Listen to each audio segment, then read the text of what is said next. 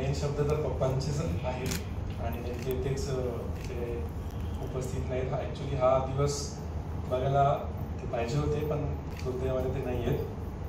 त्यांचा हा जो प्रवास आहे तो मला जास्त माहिती आहे, कारण का मी 10th जसं पास झालो तसं त्यांना पाठीचा कणाचा त्रास सुरू झालेला आणि तो इतका भयंकर होता की माझ्या ॲडमिशनसाठी ते चालूही शकत नव्हते. 5-5 मिनिटाला बसावं लागायचं.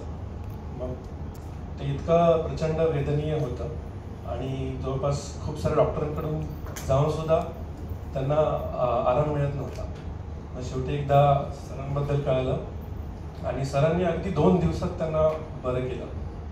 ते माझ्या वडिलांसाठी इतकं प्रचंड आनंद होता की गेले 2 महिने बरं वाटत नसताना सुद्धा पण डॉक्टरांच्या हाताने अगदी 2 दिवसात एवढा त्यांनी फास्ट त्यांना रिलीफ दिला. त्याच्यामुळे वडिलांना डॉक्टरांबद्दल खूप खूप आदर होता आणि प्रेम होता की एखाद्या देवासारखंच मला त्यांनी वाचवलं आणि एकदा नाही तर 2दा वाचवलं.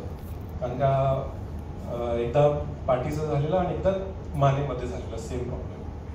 त्यामुळे त्यांनी हा जो अनुभवलेला दुःख आहे ते जगासमोर मांडता यावं म्हणून त्यांनी या ताटखाना मूवीची संकल्पना आणली आणि त्याच्यासाठी त्यांनीही खूप संघर्ष अगदी खूप संघर्ष केला आणि शेवटी हे पार पाडलेलं आहे. त्यांचं हे स्वप्न आम्हाला पूर्ण करायचंच होतं आणि इथपर्यंत आम्ही आलेलो आहोत. आणि आता हा जो ताटखाना मूवी 28 नोव्हेंबरला रिलीज होत आहे, मी सगळ्यांना आवाहन करतो की प्लीज हा सगळ्यांनी चित्रपटगृहात सहकुटुंब पाहावा आणि डॉक्टरांच्या संघर्षाचा आणि त्यांचा जो काय पूर्ण प्रवास आहे जो मांडलेला आहे तो सगळ्यांनी पाहावा हीच मी विनंती करतो. Thank you so much. नक्कीच. आणि तुमचं आजच्या दिवशी मनपूर्वक अभिनंदन आणि प्रदर्शनासाठीच्या शुभेच्छा. आत्ता जसं ते म्हणाले की डॉक्टर हा देवच असतो, आपल्यासाठी देव माणूस असतो, पण त्याच वेळेस डॉक्टर माणूसही असतो. त्यामुळे जितकं पेशंटच्या आयुष्यात नाट्य असतं तितकंच डॉक्टरच्या आयुष्यात सुद्धा असतं आणि हेही नाट्य आपल्याला या सिनेमामध्ये अनुभवता येणार आहे.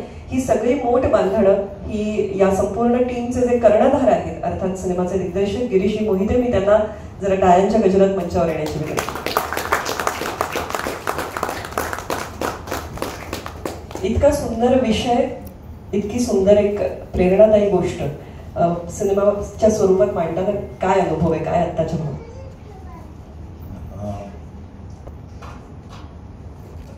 माझ्या आयुष्यातलं